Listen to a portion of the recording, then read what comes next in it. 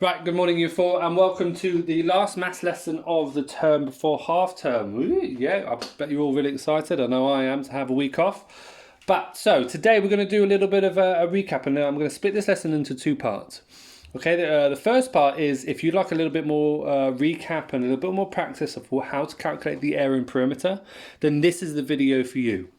If you think that your knowledge of area and perimeter is amazing and you want to go to reasoning questions, there is a video down below underneath this that is for you to watch. Okay, this video is for people who want to recap, have a bit more practice and try to understand area and perimeter a little bit more.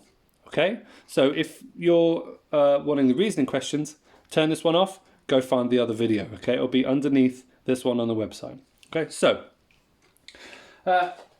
if you stay, that means that you are here because you want a little bit more understanding of area and perimeter. Okay, so we're going to look at what those things mean. Okay, if we know, we'll just quickly write them down and we can try and figure out what they are and what do they mean. Okay, so the perimeter, you remember all the way back to about a week ago, is all the way around the outside of a shape. And I always tend to remember it because it's got a rim in it, like the rim of a basketball net or the rim of a cup. It's around the outside. Okay, so then we're looking at the outside of a shape.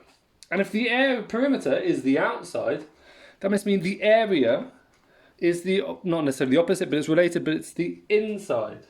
And this is where we're looking at the inside of a shape. Okay, so you're either looking at, you're going to be finding both the perimeter and the area, and we'll be looking at the outside and the inside of the shape. Okay, so let's have a quick look at what that might look like. Okay, so there's a couple of challenges on there for you. Okay, have a look, because they're all going to be very similar. We're looking at rectangles and squares, okay, because we're making it nice and simple, not doing it too difficult. Okay, and they give you the measurements as well. Okay, so this is just about practicing. Can you find the perimeter in the area? And they're asking, can you find the perimeter for this one and the area? So let's start with the perimeter, shall we? Okay, and if we know that the perimeter is around the outside, okay, so it's all the way around the outside, immediately I can see that I'm not going to be able to calculate it because I've got two missing sides and I don't know what they are. Okay, if I need to work out all the way around the outside, then it's this one and then, well, what's this in the middle? I've got no idea. Okay, but that's what we need to work out. Because we know that rectangles, the opposite sides, are equal. Okay, so if this is 7 centimeters, then this too must be 7 centimeters. Okay, it has to be. Because it's a rectangle, that's just how they are. Okay, and if this is 3 centimeters, then this as well must be 3 centimeters. Okay, so the perimeter means that I'm doing this, add this, add this, and this.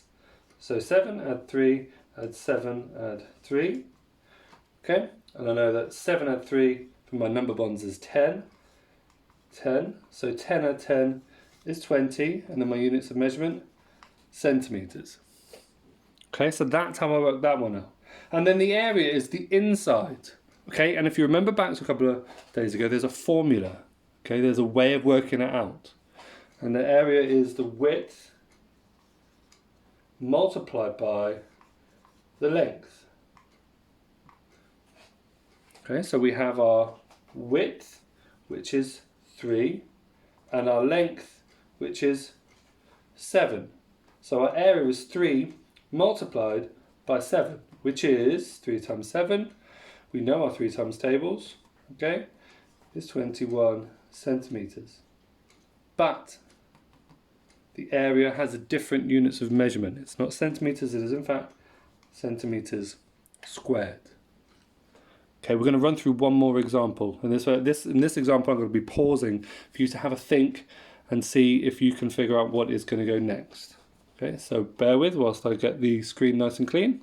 Right, example number 2. Okay, and this one is going to be run when I'm going to pause, ask you to pause the video, have a think about what you think it might be or what we're going to do next. Okay, because I like to be as involved as possible, and then give it a go. So, fine. Let's have a look. If I'm going to be working out the perimeter first, okay, pause the video, have a think. What do you think you have to do to be able to work out the perimeter? Okay, pause it now and have a think. So hopefully you had to think that if the perimeter is around the outside, okay, I know this length, but I've got these two missing. I need them. So what are they going to be? Okay, think to yourself. In fact, say it out loud, say it to the screen. If this is 12 centimeters, what's this one going to be? 12, indeed. Okay, and if this one is 2 centimeters, what is this one going to be? Right, 2, because opposite sides in a rectangle are equal. Otherwise, if it wasn't equal, and that was 12, and this was 10, it might look a little bit like that. It just wouldn't be as long. And then we'd have a completely different shape. Okay, that's not a rectangle. So, because this is a rectangle, and we know they are the same length, and they have to be. Okay, so now I know all the way around the outside. What I want you to think to yourself, if I then got to work out the perimeter, what do I have to work out? Okay, have a think. What is it going to be? What do I have to put here to help me work this out? Okay, so remember, it's all the way around the outside. What have I got to put here? Hopefully, we'd have said it's 12. This side, add this side, which is 2. Add this side, which is 12. Add this side, which is 2. Okay, and then that's what I've got to work out to get my perimeter. 12, add 2, add 12, add 2. So, I know that 12 add 2 is 14. 12 add 2 is 14. Double 14, 2 10s is 20, 2 4s are 8. 28 centimeters.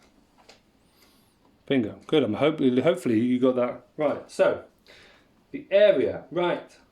How do I work out the area? What did I say last time? It is the something times the something. What is that? What is that I need to know to be able to work out the area? Can you say it out loud? Can you tell, well, not me, I'm not there, but the computer screen, someone with you. What is this I'm looking for? It is the width times the length. Or my width is 2, my length is 12. So it's 2 times 12, which 2 times 12, as we all know our 2 times table, is 24 centimeters. But my units of measure, quickly, what is it? What do I have to do? It's not just 24 centimeters, it's 24 centimeters squared. Indeed.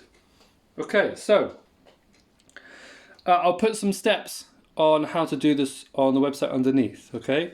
So even if you're not sure, okay, and you can come back and watch this video again, I'll also put the steps underneath where I can show you what do you do first, what do you do next, okay, to help you get this and help you understand perimeter as best as possible, okay?